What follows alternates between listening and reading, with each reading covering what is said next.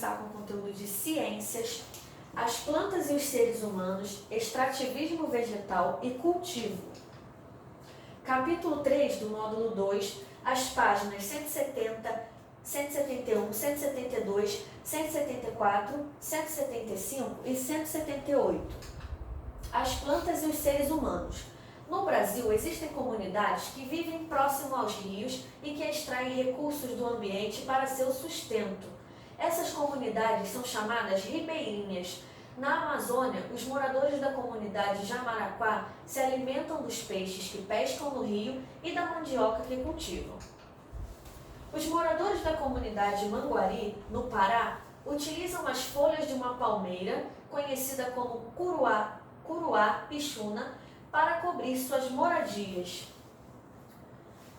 Com esses exemplos, podemos perceber que o ser humano utiliza as plantas para diversas finalidades: alimentos, bebidas, roupas, combustíveis, móveis, entre outros produtos, podem ser feitos a partir de partes de algumas plantas. Muitas vezes, o ser humano extrai da vegetação nativa do ambiente as plantas de que precisa. No entanto, também cultiva plantas para obter os materiais de que necessita. É o que veremos a seguir. Extrativismo vegetal. Como vimos na página anterior, os moradores das comunidades ribeirinhas obtêm da vegetação nativa muitos materiais que precisam para construir casas e barcos e fabricar produtos. A retirada das plantas ou de parte delas da vegetação nativa, ou seja, da vegetação que não é cultivada, é chamada extrativismo vegetal. Veja alguns exemplos. Do caule da seringueira, o ser humano extrai o látex, material utilizado para a produção de borracha natural, utilizada em balões de festas, por exemplo. Das folhas da carnaubeira, é possível extrair uma cera que é utilizada em diversos alimentos, tintas e medicamentos. Além da carnaubeira, outras plantas fornecem óleos que podem ser utilizados na fabricação de medicamentos e na alimentação, como os óleos de coco, de dendê e óleo de girassol. Cultivo. Veja a fotografia abaixo. O que a pessoa da fotografia acima está fazendo? Essa é para você responder oralmente.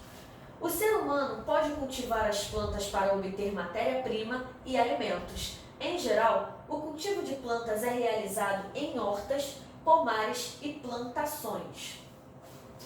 As hortas são locais nos quais se cultivam plantas como alface, agrião, cenoura, couve, repolho, batata e tomates. Aqui é a fotografia de uma horta. Os pomares são locais onde se cultivam principalmente plantas frutíferas, como laranjeira, macieira, limoeiro e videira. Aqui a foto do pomar.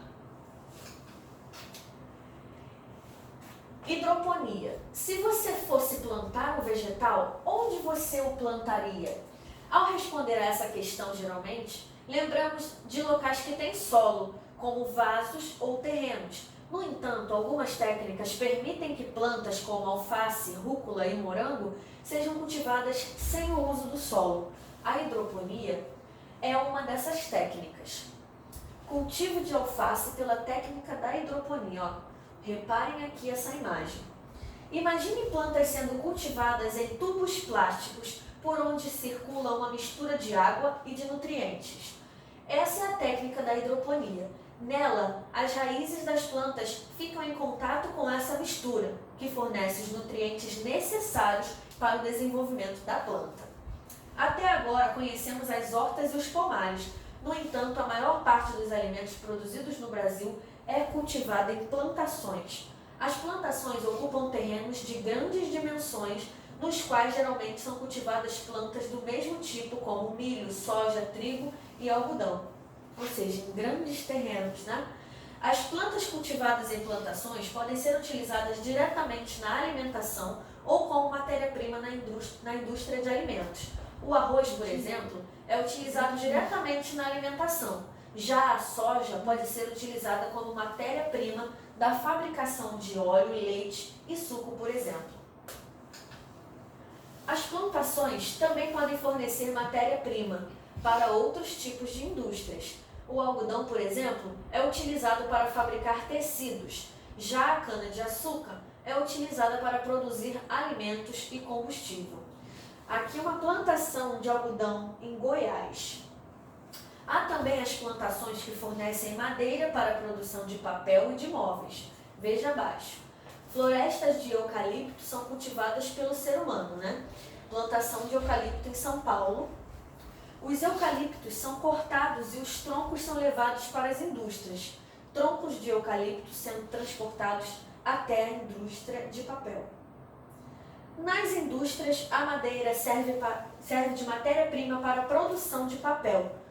Bobinas de papel em uma indústria de papel. Leia o trecho da reportagem abaixo. Extrativismo de babaçu garante o sustento de famílias em Cidelândia. A lida dos babaçuais garante a Dona Maria Helena Gomes uma fonte de renda todo dia e ficou bem mais fácil alimentar a família. Dona Maria Faustina aproveita as amêndoas tanto na fabricação de leite como na produção de carvão. Elas também fornecem amêndoas para as indústrias de óleo da região. Palmeira do babaçu com frutos.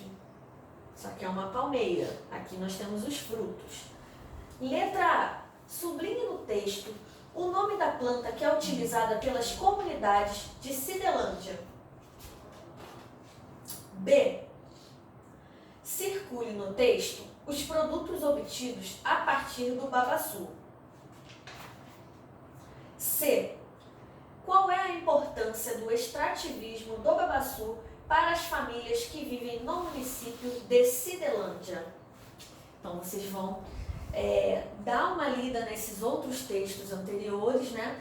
Vão ler isso aqui também e vão responder as letras A, B e C, tá bom?